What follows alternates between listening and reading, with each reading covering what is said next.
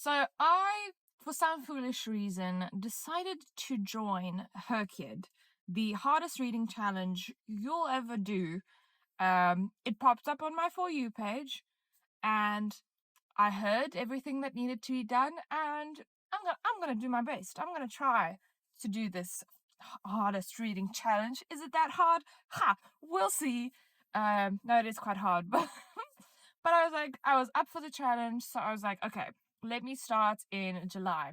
So we're going to be going over my HRCYED stats, my HRCYED prompts that I've filled so far. Basically, we're going to do a quarterly update, like reading update. We're going to be going over the books I read in July, August, and September. I can't wait. I read actually quite a lot.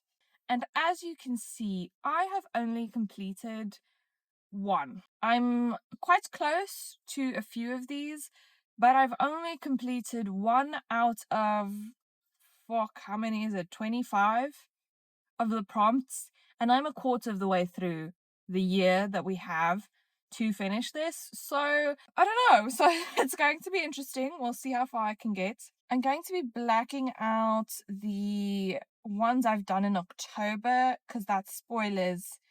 Sorry for you. I think we should go through prompt by prompt. I think that's probably going to be the easiest. So let's check. So by the hundreds, I have only filled in one prompt so far. So I have done a 200-page book, which was Bloom by Delilah S. Dawson. This I gave 2 stars. I felt like it was extremely predictable. The author mentioned at the end that she was inspired by a specific show. I don't want to mention it because I don't want to spoil it for you in case you don't really see the twist, the alleged twist that's supposed to happen at the end. But it was very clear that she was inspired by this show, but it just felt like a bad version of this show. So yeah, so I put this in 200 because it's very weird. Some of the books I've been reading, like some of them have so many options, like so many things they could fit in for, and then other books they literally just can fit into 2 or 3 prompts. That's about it. So that's a whole thing. So anyway, so by the hundreds, I have barely touched. Ideally, I would like to kind of pick books for these prompts that are around 100 pages, 200 pages. Like, I've been reading a lot of books that are in the 300 range, but a lot of them are like 350, 380, 370, like in the late 300s. But I want something that's very close to 300. I don't know, for some reason that would feel a little bit more, it would just fit a lot better in these prompts. Should I be explaining the prompts? If you want an explanation of the prompts, I will link the original HRCYED video where she explains all of the prompts. So if you're interested in finding out some extra information about the prompts, you can go check there. The next one is the 24-hour readathon. I have not done a 24-hour readathon. I do want to, but the prompt is to start and finish the book within that 24 hours. And a lot of the books I've been reading for other readathons or for some of the other prompts. So I've been very much constantly in the middle of certain books. So I want to see if there's going to be a weekend where I'll be available that I can really spend a day and just like start a bunch of new books. Anyways, we'll see.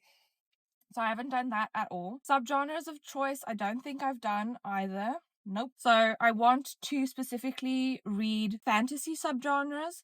So I have options for a lot of the subgenres that I do want to read, but I just haven't gotten to them yet. I'm starting to read a little bit more fantasy now, so I'll see if I can kind of catch up with that. Next is the series Staircase. Have also not touched this. Next up, we have award season. I have 2 books as finalists. So I have Harrow the Ninth, and that was in the top 3 readers' favorites in science fiction for the 2020 Goodreads Choice Awards. And then we also have What Moves the Dead as the top 3 readers' favorites for horror in 2023 Goodreads Choice Awards. Harrow the Ninth, I gave 4 stars. That book is extremely confusing. It's the sequel to Gideon the Ninth. This book kind of rewrites what you thought you knew about the first one. Like, it almost gaslighting you into being like, no, this is what happened in book one. And you're like, wait, what? No, that isn't.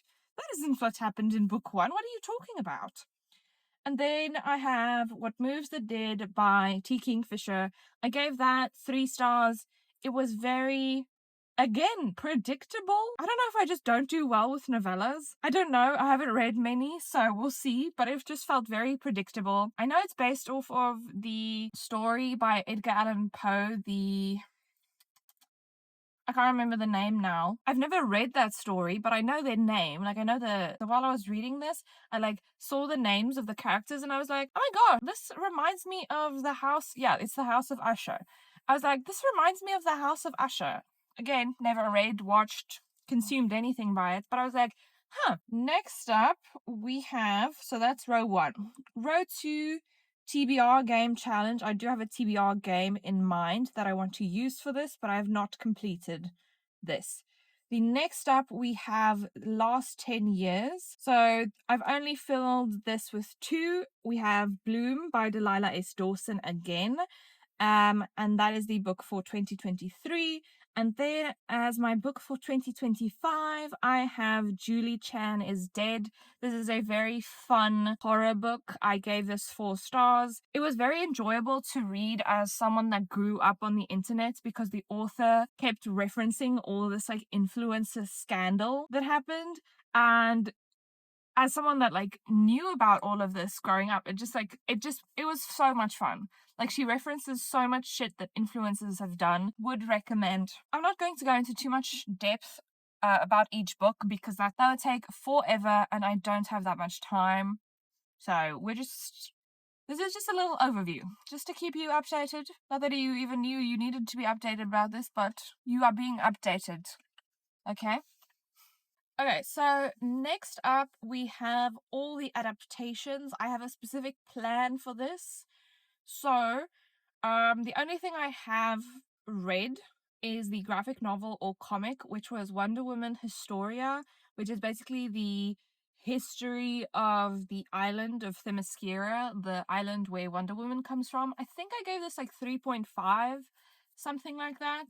Anyways, but yeah, my plan ultimately, as a girly who's obsessed with Wicked and who has Wicked 2 coming out on her birthday, my plan is in November to kind of have a Wicked fest where I read the Wicked book, watch the Wicked musical, watch the original Wizard of Oz, like kind of go a bit Wicked crazy.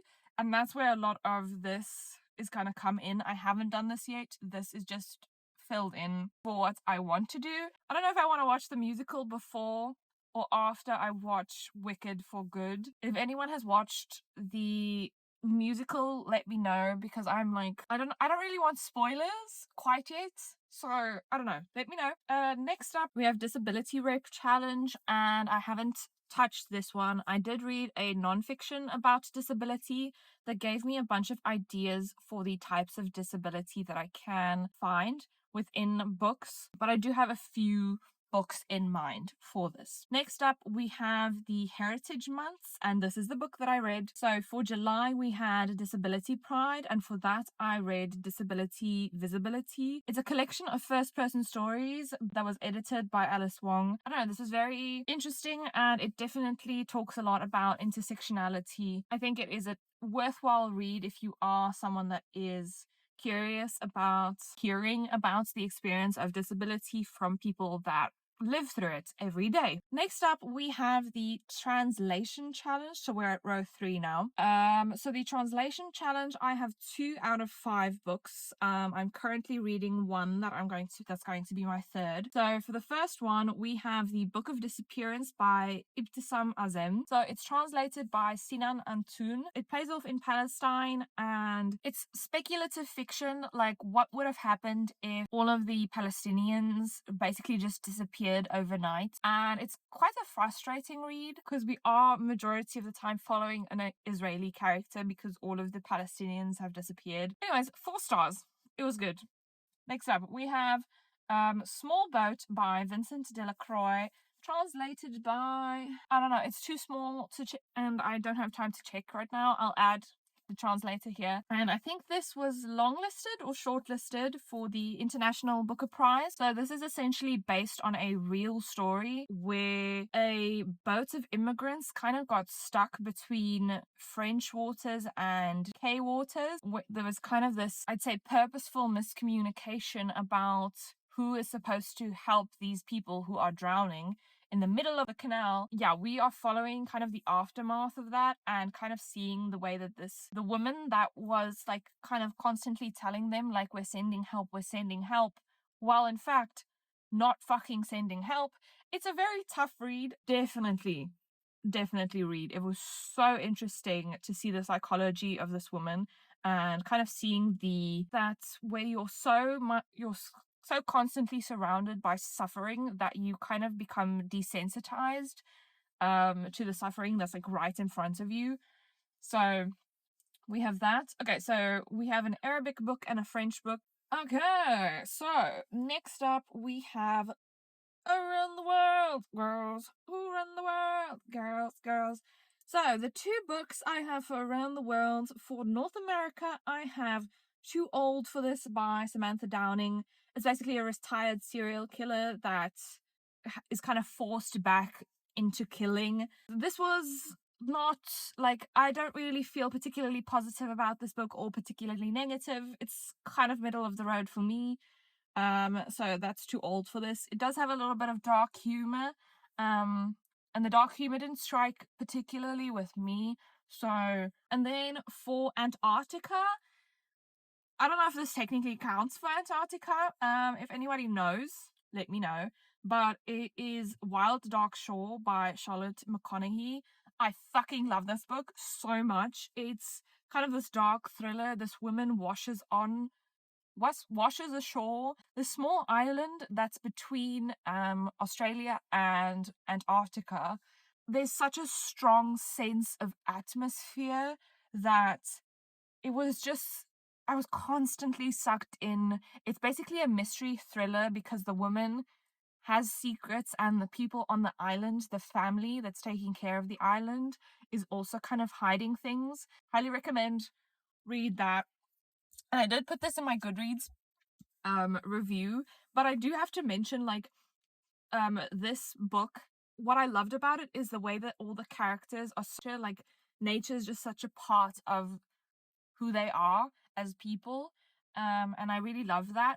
But there is like thousands, I can't remember, there are so many seals on this island, and you're trying to tell me that there was not one singular fucking mention about the absolute stankiness of seals. They they smell, okay? I'm sorry, they smell. I've been to Seal Islands and they smell. Okay, so that was unrealistic. I'm sorry. Next up, we have The Even Bigger Rainbow. So this is based on the color of the covers. So for yellow, I have Julie Chan is Dead. For light blue, I have Small Boat. For pink, I have Evenings and Weekends. This isn't actually the cover I want to say I read, but it's one of the editions, so I just popped it in here.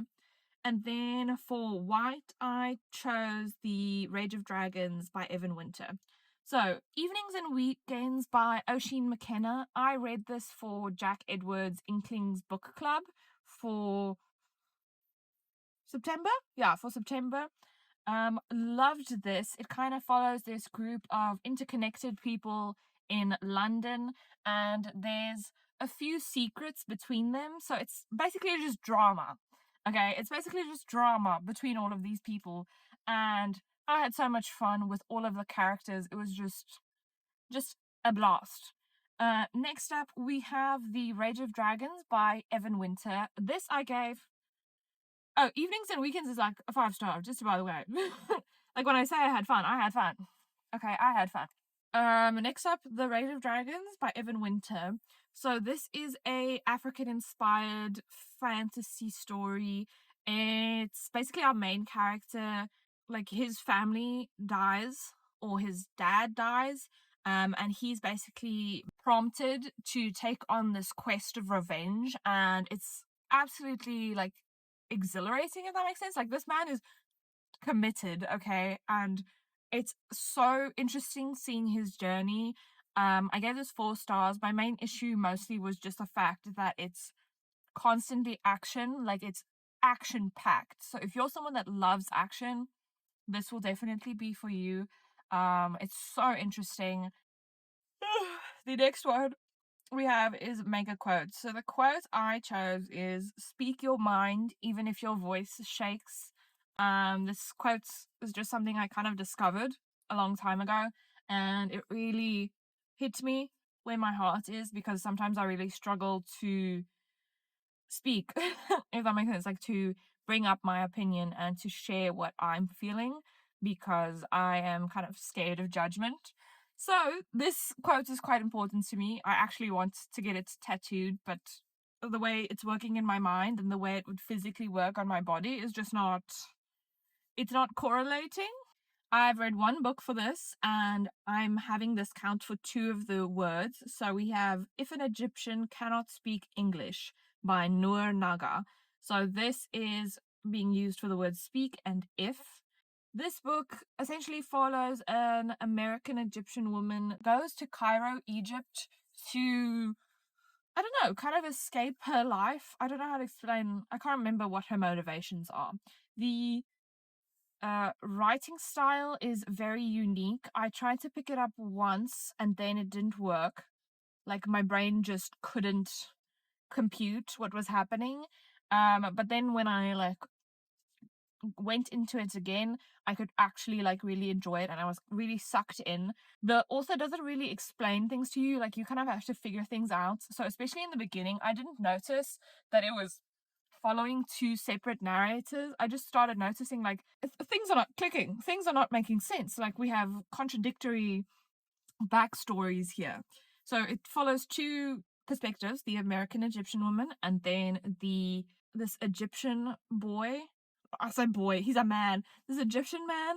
Yeah, so it kind of just follows their kind of romance, and it's definitely toxic. I think I gave it maybe 3.5.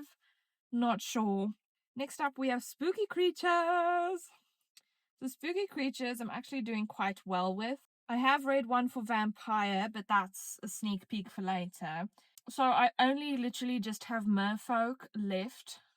Okay, so let's go through all of the ones I have read so far for this prompt. So for a shifter, I have an alien shifter, like they literally shift into different genders. I did a whole reading vlog for this book. If you want my thoughts, go there. But this was a 4.5. And then we have the Very Secret Society of Irregular Witches by Sangu Mandanna, which is for witch. So this is kind of a cozy fantasy story. I don't know, it just felt very middle of the road to me. The children are a little bit quite unrealistic, and I don't know, there's also a sex scene in this that just feels so out of place with the entire novel. With the entire, like, I was just like, oh, no, please leave, please leave. Then we have, for Fae folk, we have Allison Saft's Wings of Starlight. So this is based on the Pixie Hollow Tinkerbell stories that came out, the Disney movies. And this was a disappointment, to say the fucking least. Okay, this was a disappointment. It was 2 stars, and the only reason I gave it 2 stars was because of the memories. Otherwise, this would have been a 1 star. Like, it's just so bland and so boring and so repetitive. It constantly treats you like you're stupid and like you've forgotten something that happened like just a few pages ago. Like, it keeps quoting itself. I don't know. It was a struggle to get through. Then we have, for the spirits, we have Harrow the Ninth by Tamsyn Muir. We talked about that earlier. For zombies, we have One Yellow Eye by Leigh Radford. I gave this one 4 stars. So this is essentially the aftermath of a quite short zombie apocalypse It's very reminiscent of the COVID pandemic. Like, a lot of the things that are happening in this kind of mirrors the COVID pandemic. But essentially, we're following a scientist who has her zombie husband locked up in her apartment because she can't accept the fact that he's died. So she, as a scientist, is trying to find the cure for the zombie virus. And then there's this international pressure because they're afraid there's going to be another zombie outbreak. It's very much more scientific leaning. So it definitely is like, what would be a realistic way that a zombie apocalypse could happen? And I definitely think the explanations for that was very interesting. It's something I've never heard before, so loved that. And then we have for other creatures, I chose the Iliad by Homer, and that was for the gods that are in this story. I read this for a read along with the other HRCYED peeps in the month of September. I don't really know how to feel about this. It's very repetitive, very dramatic. I didn't give it a rating because I don't know how to rate something like this. I definitely understand the historical significance of this, but as a story that you're reading, not really the most enjoyable. I am glad I read this, as I am now able to understand Homer references. Beat. Next up, where are we? 2 more rows. Let's go. Speed run. Okay, then we have Become the Avatar. I don't think I've touched this. Then the only one I have completed is Complete a Readathon. This was the first readathon I ever took part in, and that was for the month of July. This was a great way for me to start this challenge and get me going. I was also on holiday, so this was the month that I read the most. You read books based on tarot cards that you pulled. So I read Disability, Visibility for read a book you were gifted or a library book. This was a library book. Then the next book I read was Mouse by Art Spiegelman. So this is a book that focused on family or legacy and to read a book featuring an animal in some way. So Mouse is basically a graphic novel that's a true story based on the author's dad's experience in World War One. Not what's a World War One, World War Two, in the concentration camps in Auschwitz. This was also another 5-star without a doubt. It's been so impactful to me and definitely do recommend. Okay, so I read You and Me by Tall Bowers. So it's basically these two football dads in America that basically connect about their sons. Gay love story between these two football dads. They become friends first, and then the one guy is kind of discovering himself throughout this relationship. Okay, so the next one I read was Wonder Woman Historia for read a graphic novel or manga and read a book with a queendom or matriarchy. A lot of these prompts are follow-ups, and there's 2 prompts because there was an overarching prompt, and then the prompts we got individually from the cards we pulled. Then I read The Very Secret Society of Irregular Witches for a book with queendom or matriarchy. Then I read The Power of Vulnerability for read a book that you think could make you cry. And it kind of did, I think.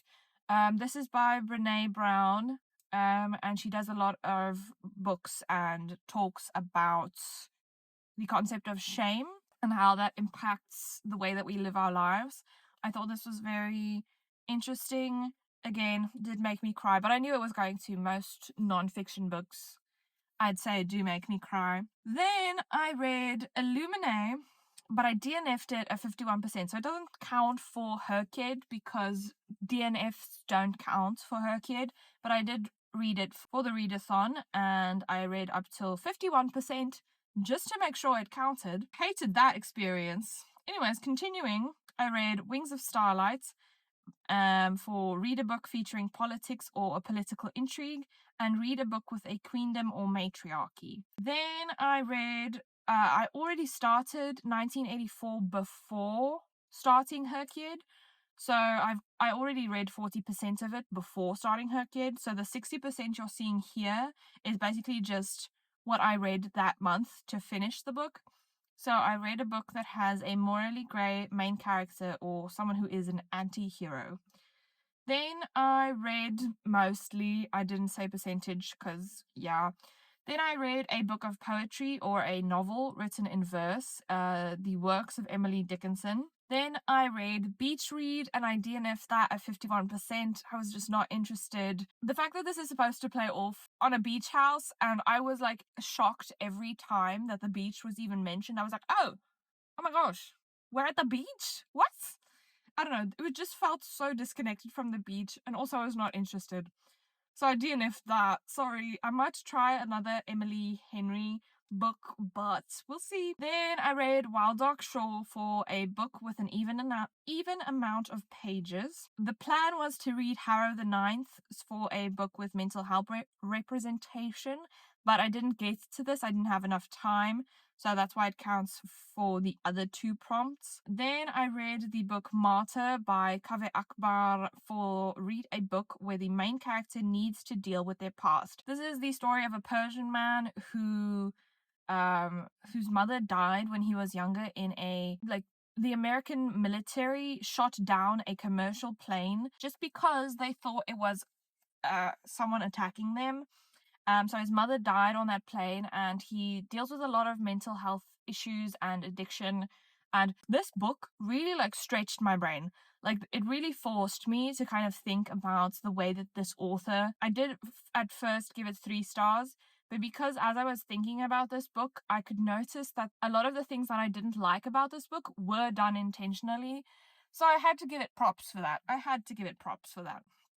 Okay. I have to go now, unfortunately. So I will see you later.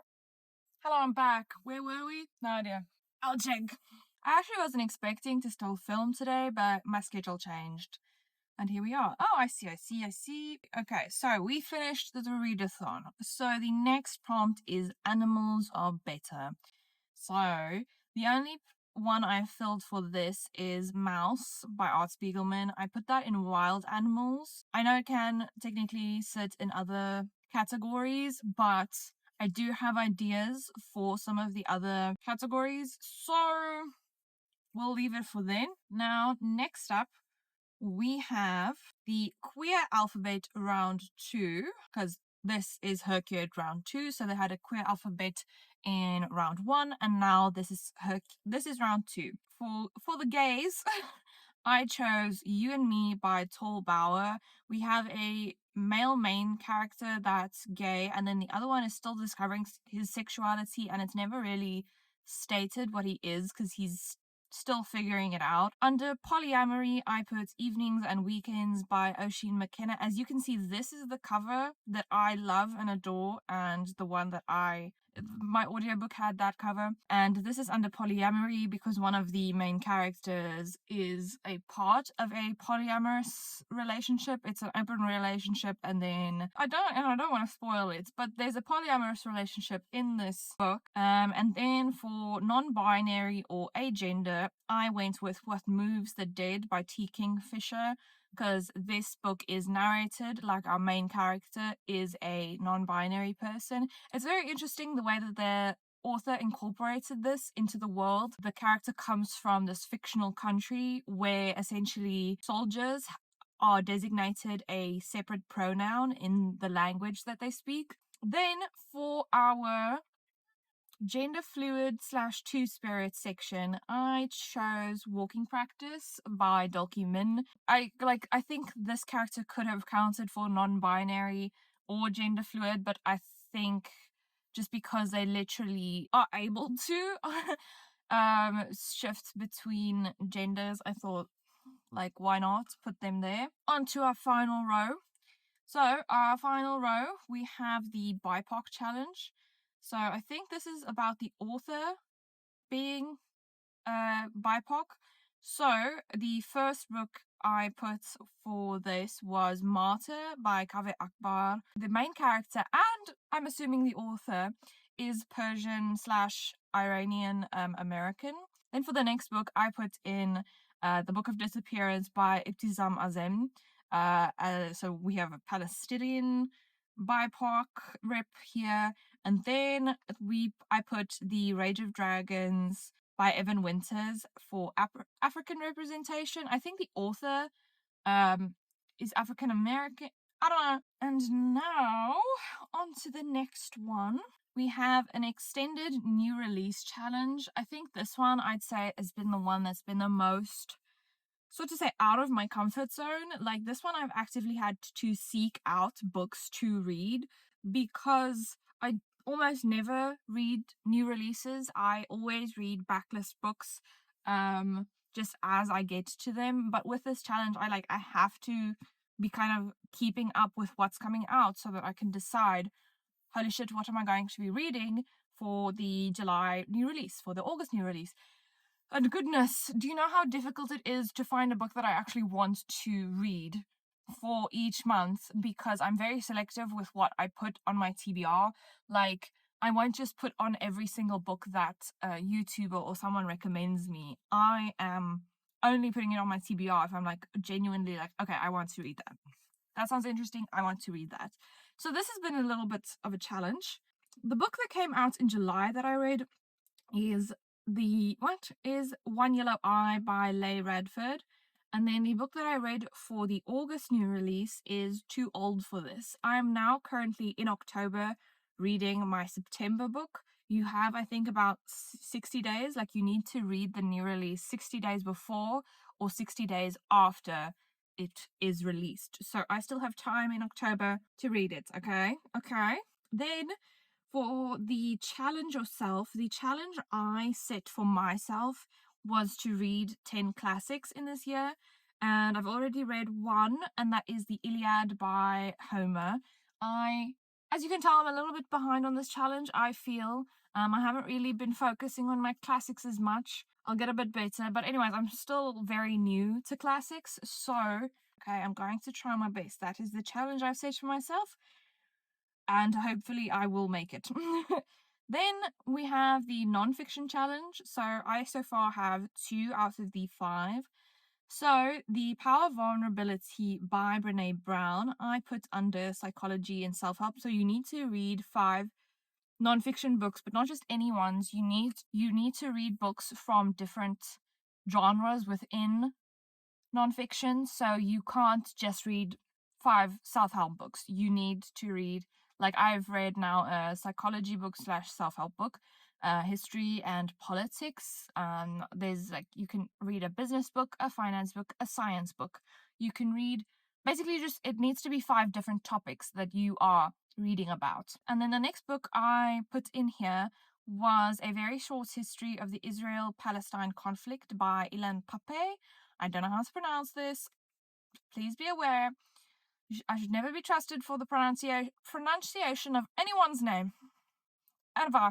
But anyways, so Ilan Pape is a historian. He is someone that has extensively researched specifically the Israel and Palestine conflict. He has quite a few non-fictions out about this topic, but I wanted to read this one just to have a broader understanding of the Israel and Palestine conflict. I understood a very surface level, like, anyways, I have not given this book a rating, but I do think it is a very worthwhile read. It gave me a very quick understanding of everything, the history of the Israel and Palestine conflict. It's literally the title. So the thing that shocked me the most was just how calculated the Israeli people were in the way that they wanted to get rid of the Palestinians. But while I was reading that, because I read the Book of Disappearance first, and then I was like, no, I need a little bit more backstory. So then I read A Very Short History of the Israel-Palestine Conflict. And then after that, just coincidentally, I read The Coin for the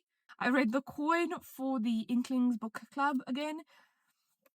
And I was able to understand a lot of the smaller references that I either would have had to Google or that I would have kind of just glossed over when it came to the main character kind of referencing her Palestinian background. So it has given me the information I need to continue on with my life in a way that I feel happy about. Does that even make sense? Yeah, I haven't put the coin in for anything, as you can see. Like, some books I'm not particularly sure, because I don't think this book was translated, so I can't use it for a translation. If you have any ideas for what I could use this for, like, I'm not sure. Sometimes I'm probably going to also be moving things around as I'm reading something, and if something just fits better in a certain section, I'm going to move it there.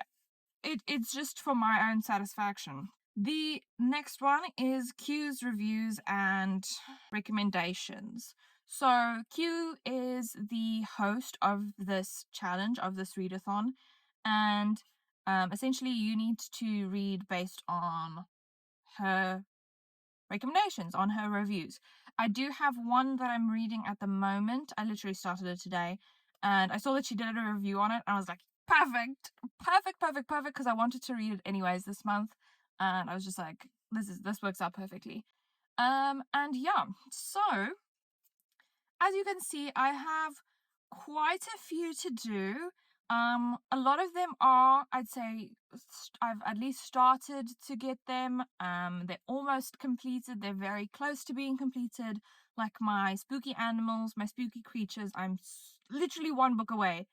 But I didn't talk about the other book that I read this month. So you're gonna have to find out about that in the next episode. Anyways, let me just stop my recording. So that is my progress so far with HRCYED, with the hardest reading challenge I will probably ever do. That is accurate. I don't know if I would do this again, but I did want to do this mainly because I did want to try and read a little bit more. I did want to put a bit more effort into what I was reading. I think I was kind of reading a little bit all over the place. Like, I didn't really read with any kind of structure, and that wasn't necessarily a problem, but I do think it kind of left me in lulls where I didn't read. But now, because I have goals that I want to achieve, it's allowed me to read a lot more. Like, the amount of books I've read in the last 3 months is so much more than I was expecting to read with this challenge. Like, genuinely, I am really proud of myself for getting this far. So I'm very excited to continue on with this challenge, to keep doing the challenge, and I'll try and keep you updated every 3 months like I'm doing now. So thank you so much for joining me. Let me know if you're a part of HRCYED, if you're attempting this challenge as someone else in the bookish space. I'm so excited to see where this goes, and I'm excited to push myself to read things out of my comfort zone and to kind of just expand my reading. But even my reading is quite all over the place. Like, I read from any genre. I'm feeling very out of breath now. Still, I feel like I'm speaking, I don't know. I'm feeling very rushed, so hopefully this wasn't too much of a mess, and hopefully I've gotten everything that needs to be gotten. Anyways, if you're reading for HRCYED, good luck with your reading. If you're not, good luck with your reading. And then don't forget to like and subscribe, and I'll see you next time. Bye!